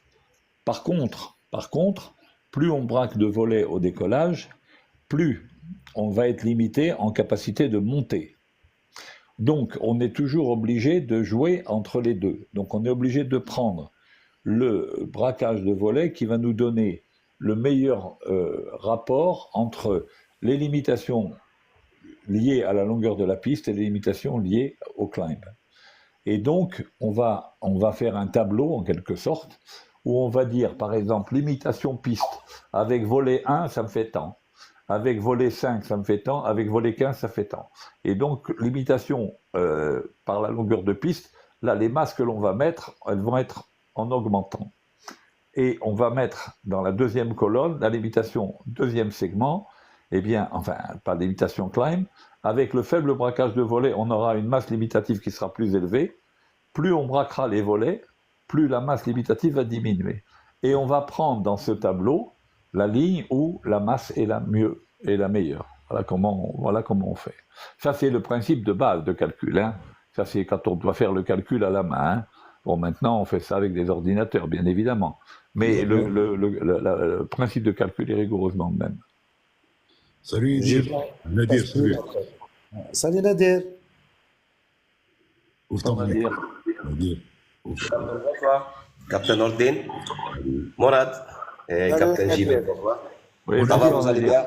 Nadir, tu as deux questions qui te Oui. sont posées. Une, on te pose la question sur Juliette Mike et Juliette Uniforme. La première question. Bon, Captain Ordin, sur le Juliette Mike, Juliette Uniforme, j'en ai aucune idée parce que je ne suis pas spécialisé sur ce genre d'appareil. Je crois que c'est des NG. Moi, Ouais. je suis beaucoup plus sur le A330. D'accord. Voilà. Donc, je ne peux pas vous donner l'information. Pas de problème, pas de souci. La deuxième, c'est qu'il y a une dame dont la petite fille est ingénieure Master 2 en avionique, major de promotion à Blida, et elle voulait avoir des nouvelles des informations sur est-ce que vous recrutez au niveau de la DMR. Bon, selon mes sources personnelles, bon, je crois que dernièrement, ils sont en train d'appeler des gens. Ils sont en train de leur faire des entretiens. Mais je crois qu'ils penchent beaucoup plus, cette fois-ci, pour le recrutement sur des gens beaucoup plus expérimentés. Voilà. Ils ont choisi je crois qu'ils veulent prendre un nombre de 50 bonhommes, mais ils penchent beaucoup plus à des gens expérimentés. C'est pas pour des ex-militaires, par exemple, ou des gens qui travaillent chez Tassili ou ailleurs. Oui, mais Je bon, crois que c'est... est-ce que tu penses que... Bon, moi, je lui ai conseillé d'écrire, d'envoyer son CV à la direction générale et donc de voir comment ça se passe. J'ai Oui, fait ça. elle peut postuler, faire une postule au DRH, à la direction générale, hein, Voilà, la direction générale DRH. avec une lettre de motivation, et puis c'est tout. Exactement, voilà, c'est ce qu'on lui a dit. Merci Ouais, Nadir. exactement. Je vous en prie, Captain Holden. Bon, il y a du nouveau au niveau des trucs, de design des avions. Jusqu'à maintenant, la dernière mauvaise nouvelle qu'on a, c'est pour le Juliette Bravo. Nous avons un dead engine. Ah oui, hein? Ah ouais, un dead engine, the engine should be locked down. Un problème au niveau de la turbine. Il y avait je crois, Morad, il est au courant. Il y avait une vibration au niveau du N2, au ralenti. Ça, J'avais on signalé. a eu mais du c'était 5, pas que du c'était 5. ça. En idle, on avait du 5.6, je pense. Voilà, 5.6. Je l'avais signalé. N2. Ouais, N2. exactement. Le moteur 2, exactement. Le N2. Donc, on a passé toute la journée avec le moteur. On est obligé de changer les accélératrices, les RCC, tout ce qui est câblage, tout ce qui est sensor. Mais après, on a fait un boroscope au niveau du premier étage turbine. Ben, on a trouvé des ailettes vraiment bousillées. Voilà. Donc c'est ça. Voilà, Je l'avais malheureusement. signalé, Nadir.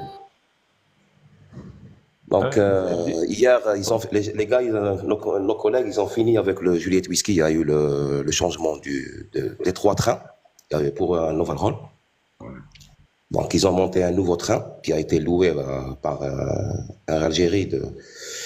Donc, hier, ils ont terminé, ils ont fait les essais. Et je crois que le Juliette Whisky il a été réalisé hier soir. Voilà, il est en fonction. Donc, il n'y a que le Juliette Bravo qui reste cloué au sol jusqu'à nouvel ordre, malheureusement. Voilà. Moi, tu me confirmes, il y a une bille ou pas dans le 330? Non, il n'y a pas de bille. Ouais, il n'y a pas de bille. Et c'est juste pour le 340, pour les systèmes hydrauliques. C'est toujours le classique, il y a les 3 bâches. Green, Par blue. contre, le green, il est sollicité par le moteur 1 et 4. D'accord, voilà. Le bleu pour le 2 et le jaune pour le 3. Très bien. Voilà. Et chaque moteur est équipé d'une seule EDP, Engine Driven Pump. Il y a une seule EDP, au lieu de 2. Voilà. La différence qu'il y a avec le 330, oui, d'accord. Avec le 330. Mais c'est toujours le classique, c'est les 3 systèmes green, blue, yellow. C'est tout. Voilà. Merci pour ces éclaircissements, Nadir. Ben, je vous en Nadir, prie, il y a une autre c'est toujours un question. plaisir pour moi. Nadir Abdelkader, il te pose une question. Oui, Mourad. Combien d'attratantes ont reçu des renouvellements de cabine? Renouvellement de cabine. Renouvellement de cabine, généralement, dernièrement, ils sont en train de...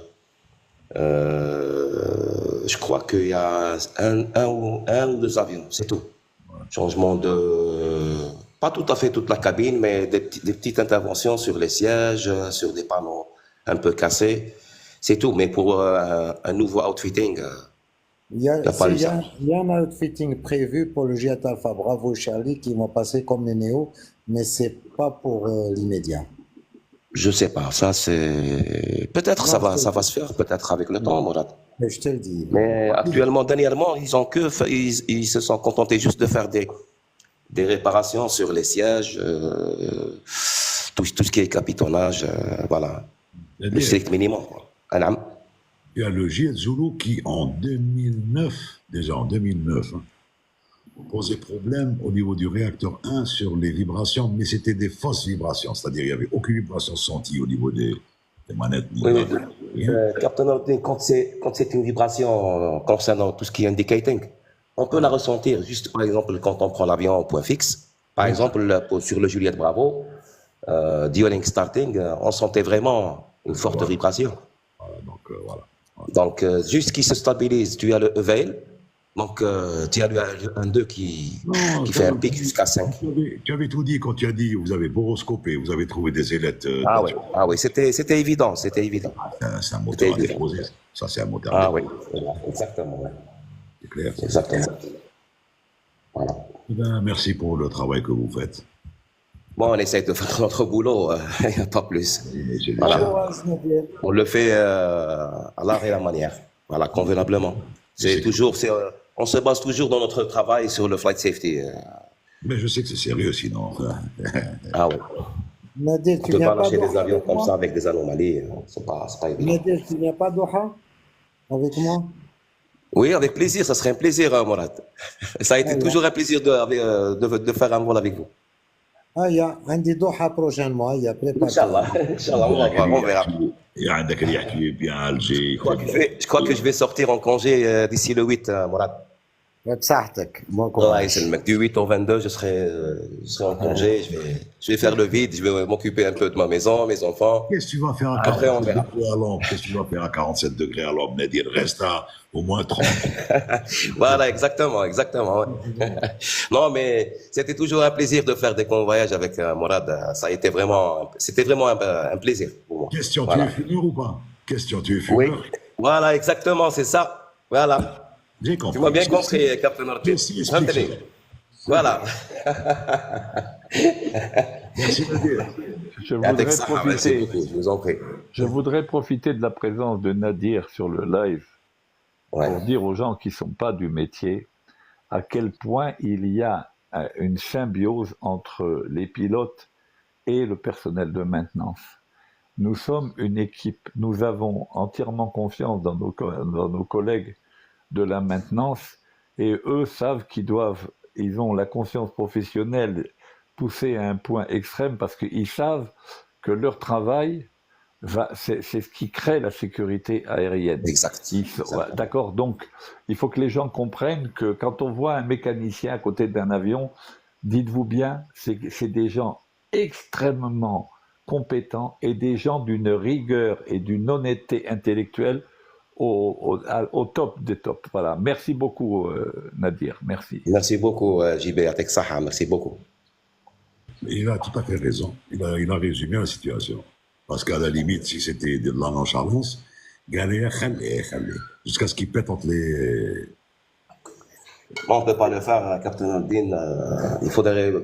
Tant qu'il y a une anomalie, c'est qu'il y a un problème sérieux. Et il faut le suivre, il faut le monitorer, il faut trouver à peu près les différentes entries dans notre manuel du troubleshooting pour déterminer le problème, où est-ce qu'il se pose exactement, et trancher sur le problème et prendre une décision finale. La décision qu'on a prise, c'était de faire déposer le moteur. Il n'y a pas mis le schéma. Voilà. C'est pas rigoler. Voilà, ouais. C'est des choses qu'on ne peut pas rigoler. Là. On n'est pas en train de travailler sur un vélo ou sur une moto. Ouais. JB, Bido. Oui, pardon. JB, Oui. il y a une question pour toi. Quel est le rôle du petit triangle aux deux extrémités de l'aile qu'on trouve sur le 37-800? Allez, à toi. Avant Je ça, moi, suppose que avant ça, il veut parler des winglets. Attends, JB. Ouais. Avant ça. Il y a Chanel qui dit, pensez-vous que cette symbiose est présente dans toutes les compagnies? Personnellement, je le pense. Personnellement, je peux me tromper, mais en tout cas, je parle de la compagnie dans laquelle je travaillais, qui s'appelle Air Algérie, dans laquelle travaillait JB, dans laquelle travaille encore Mourad et dans laquelle travaille encore Nadir. Il y a cette symbiose. Et croyez-moi, on n'a jamais fait quelque chose en tant que pilote, quelque chose qui allait à l'encontre de ce que disait le mécanicien, que le mécanicien, quand on nous dit mécanicien, non, c'est pour le côté, en fait, c'est des ingénieurs en mécanique. Mais bon, on dit mécanicien pour truc, comme on dit pilote, au lieu de dire comment on bord, etc., pour ne pas trop. Et cette symbiose, elle existe. Et JB l'a très bien expliqué. Et c'est quand on prend l'avion, c'est qu'on part les yeux fermés, c'est-à-dire les yeux fermés au niveau sécurité de cet avion. Et s'il se passe quoi que ce soit, ça n'a rien à voir avec ce qui a été fait. C'est que c'est la structure travaillante, encore une fois. Ça peut tomber en panne, ça peut avoir des problèmes en fonction de la pression, des pressions, trucs et tout. Et c'est comme ça que ça se passe. Voilà. Donc, je voulais te dire, mais ça existe. Vas-y, pour le. Nordin, pardon, 2 minutes. Je coupe pour revenir à ce que tu as dit, Nordin. Pour revenir à ce que tu as dit, tu sais, pendant le Covid, j'avais fait le Alger, New Delhi, Kuala Lumpur. Et on avait, attends, je ne me rappelle plus qui c'est qui était avec nous en convoyeur. Et on a eu un petit. Hein? Rajali Jamel, non? Non, mais chez Khadjali. Khadjali, c'était sur le Yémen, Sanaa. Ouais. Et Mabou Tam. Et alors, à Bombay, on avait un petit souci sur le réacteur droit.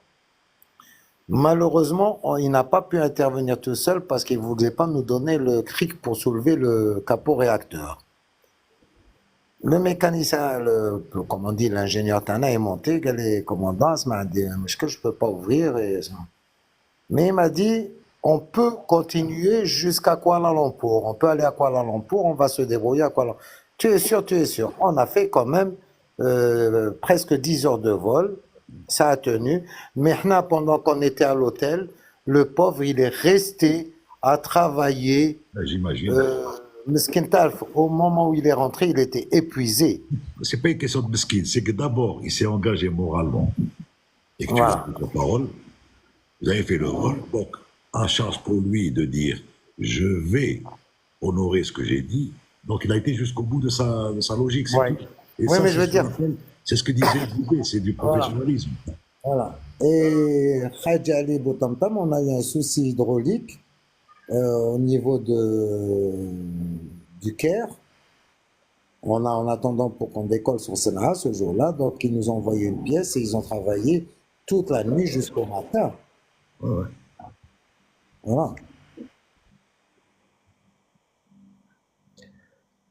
De toute façon, un ingénieur de bord, il se contente juste de faire son boulot, Mourad. C'est vrai, c'est un travail fatigant, stressant. Mais si vous voyez avec le farha, avec la joie, à la fin du travail, quand le problème est résolu, là, vous pouvez pas imaginer. C'est vraiment une joie pour nous. C'est que il y a un problème, on est en train de troubleshooter, et dès qu'on trouve la solution, on élimine le problème. Avec le but d'Anna, et c'est un plaisir pour nous. C'est vrai, c'est un travail fatigant, mais on n'a pas le choix, c'est ça. C'est nous qu'on a choisi ce métier.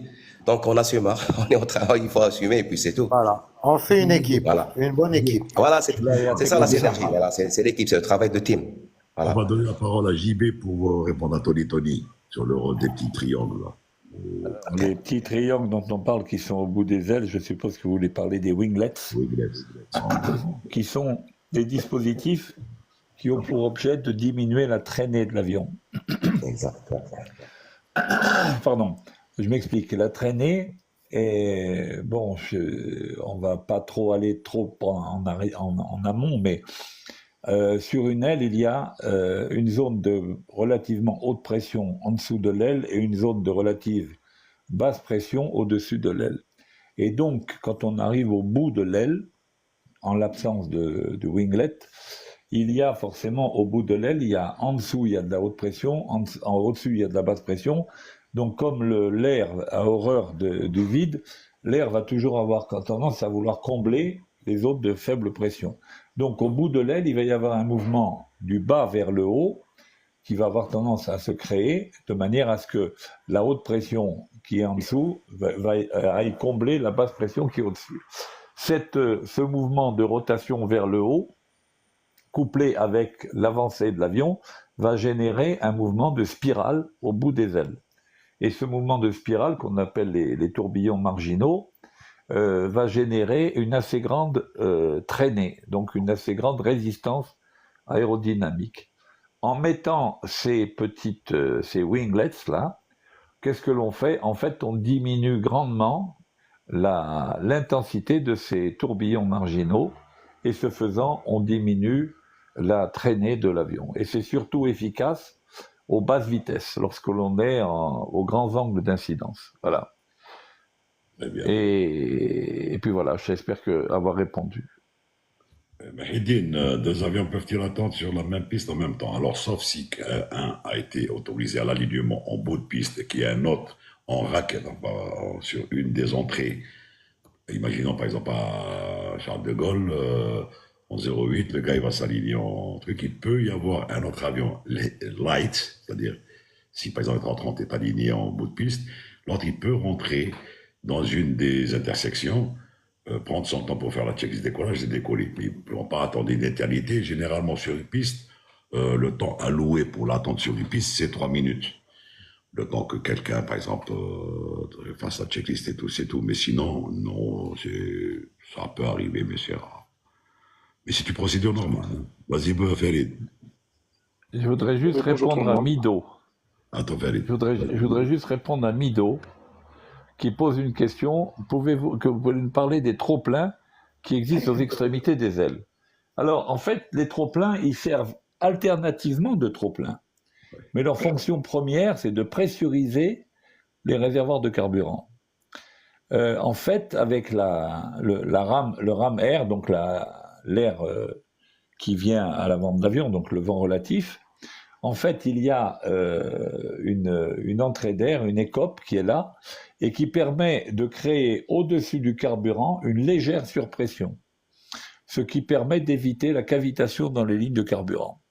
Alors, évidemment, comme il y a communication entre l'extérieur et l'intérieur, éventuellement, lorsque les réservoirs sont pleins, et au sol, lorsqu'on fait un virage éventuellement un peu trop marqué, il est possible que du carburant sorte par là-bas. Mais ce n'est pas la fonction première de ça. Ça sert effectivement de trop-plein, mais la fonction première, c'est un vent de mise en surpression des réservoirs de carburant.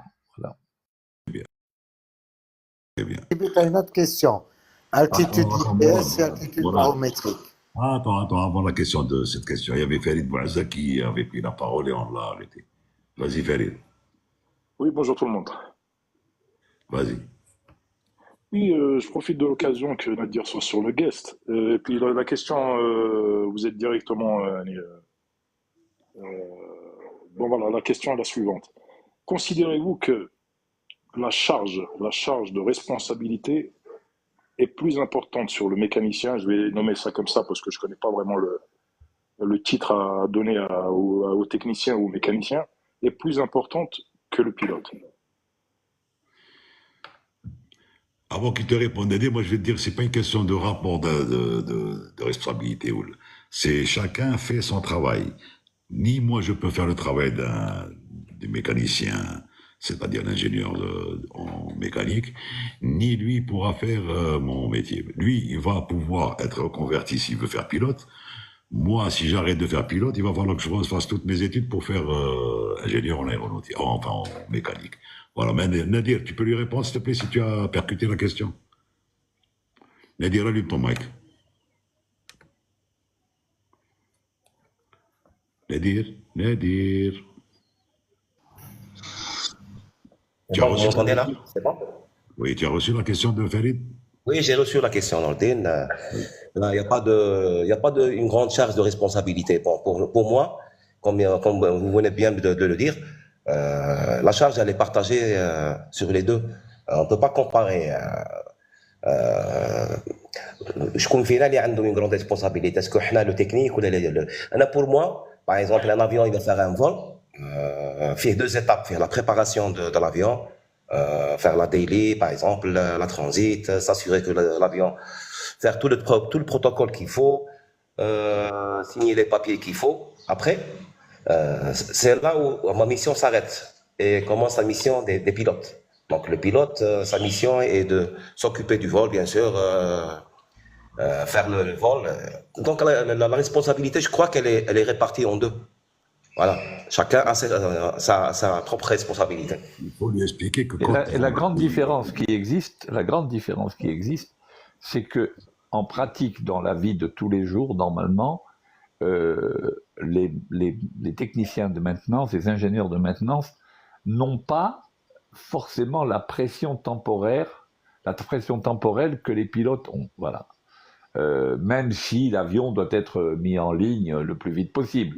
Mais ce n'est pas une pression temporelle aussi forte que celle que l'on peut avoir en vol. Mais ça n'enlève absolument en rien, la responsabilité. Parce que moi, je vais vous dire, maintenant, les avions, ils vous parlent. On connecte un ordinateur dessus, ils nous disent qu'est-ce qui déconne, etc.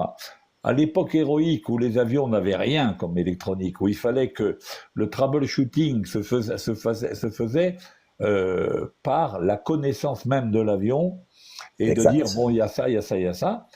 Croyez-moi, moi, quand je voyais des mécanos intervenir sur l'avion et qu'à la fin, ils nous signaient la PRS, je me disais, moi, je préfère être pilote que de devoir signer cette APRS. Franchement. Voilà. Moi, je vous le dis franchement. Et à l'heure actuelle, c'est pareil, même s'ils sont aidés par des moyens informatiques et autres, signer une APRS, c'est-à-dire une autorisation de reprise de service après intervention technique, c'est une responsabilité folle. Moi, je vous le dis. Et j'ai beaucoup de respect pour nos collègues Exactement. Moi, personnellement, j'ai fait l'avion classique. Allez-y. Vous mettez le doigt sur ça, justement, JD. C'est ce que je voulais dire exactement. Moi, je pense, je me mets à la place de Nadir, par exemple, qui signe ce genre de document. Est-ce que c'est pas le gars qui a la boule au ventre, qui suit le vol après une réparation? Est-ce qu'il est pas là à surveiller cet avion, même hors service, etc., etc. C'est ça que je voulais dire. Personnellement, quand tu fais une release. Il y a 2 minutes. Pardon, Nordine, allez-y, Nordine, allez-y. Justement, après, je vais te laisser développer.